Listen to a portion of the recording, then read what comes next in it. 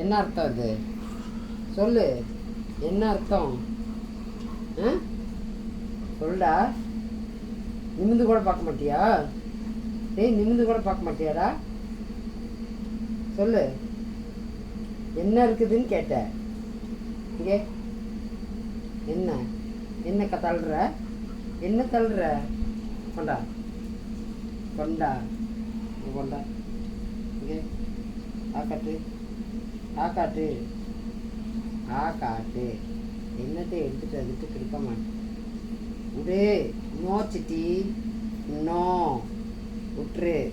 அம்மாவை கோவப்படுத்தாத. விட்டுடு. என்ன வச்சிருக்க வாயில?